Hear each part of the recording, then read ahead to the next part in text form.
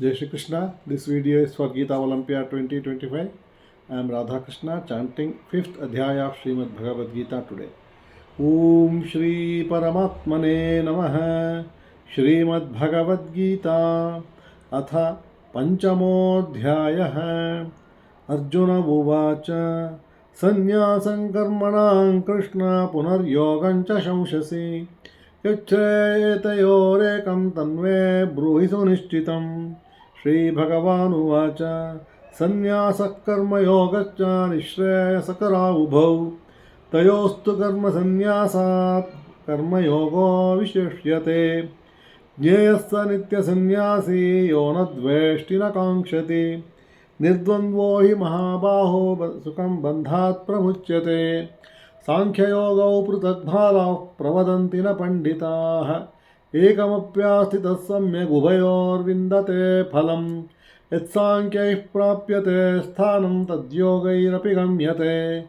एकं साङ्ख्यं च योगं च यः पश्यति स पश्यति सन्न्यासस्तु महाबाहो दुःखमाप्तुमयो गतः योगयुक्तो मुनिर्ब्रह्मणचिरेणाधिगच्छति योगयुक्तो विशुद्धात्मा विजितात्मा जितेन्द्रियः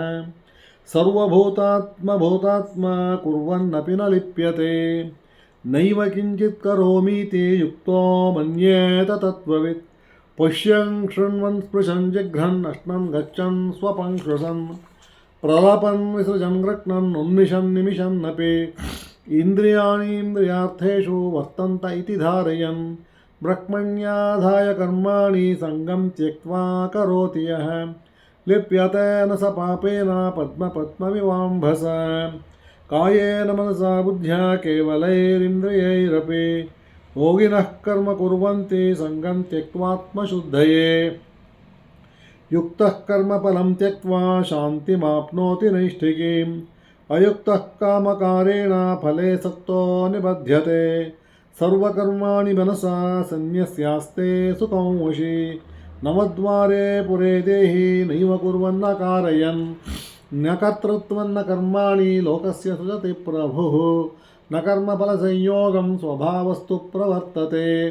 नादत्ते कस्यचित् पापं न चैव सुकृतं विभुः अज्ञानेनावृतं ज्ञानं तेन मुह्यन्ति जन्तवः ज्ञानेन तदज्ञाने येषां नाशितमात्मनः तेषामादित्यवज्ञानं प्रकाशयति तत्परं तद्बुद्धयस्तदात्मानस्तन्निष्ठास्तत्परायणाः गच्छन्त्य पुनरावृत्तिं ज्ञाननिर्धूतकल्मषाः विद्याविनयसम्पन्ने ब्राह्मणे गविहस्तिनि शुनि चैव श्वपाके च पंडिताः समदर्शिनः इहैव तयजितः सर्गो येषां साम्ये स्थितं मनः निर्दोषं यतमं ब्रह्म तस्मात् ब्रह्मणि ते स्थिताः न प्रहृष्येत् प्रियं प्राप्य नोद्विजेत् प्राप्य च प्रियं स्थिरबुद्धिरसम्मूढो ब्रह्मविद्ब्रह्मणि स्थितः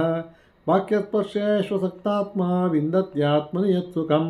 स ब्रह्मयोगयुक्तात्मा सुखमक्षयमश्नुते एहि संस्पर्शजा भोगा दुःखयोने एव ते आद्यन्तवन्तः कौन्तेया न तेषु रमते बुधः शक्नोति हैव यः सोढुं प्राक्शरीरविमोक्षणात् कामक्रोधोद्भवं वेगं स युक्तः स सुखी नरः योऽन्तः सुखोऽन्तरारामस्तथान्तर्ज्योतिरेव यः स योगी ब्रह्मनिर्वाणं ब्रह्मभूतोऽधिगच्छति लभन्ते ब्रह्मनिर्वाणं ऋषयः क्षीणकल्मषाः छिन्नद्वैधायतात्मानः सर्वभूतहिते रताः कामक्रोधवियुक्तानां यतीनां यतचेतसाम् अभितो ब्रह्मनिर्वाणं वर्तते विदितात्मनां स्पर्शान् कृत्वा बहिर्बाह्यांश्चक्षुश्चैवान्तरे भ्रुवोः प्राणापानौ समौ कृत्वा नासाभ्यन्तरचारिणौ यतेन्द्रियमनोबुद्धिर्मुनिर्मोक्षपरायणः विगतेच्छाभयक्रोधो यः सदा मुक्त एव सः भोक्तारै यज्ञतपसां सर्वलोकमहेश्वरं सुहृदं सर्वभूतानां ज्ञात्वा मां शान्तिमृच्छति ओम तत्सदिति श्रीमद्भगवद्गीतासु उपनिषत्सु ब्रह्मविद्यायां योगशास्त्रे श्रीकृष्णार्जुनसंवादे कर्मसन्न्यासयोगो नाम पंचमोऽध्यायः। ओम श्रीकृष्णार्पणमस्तु।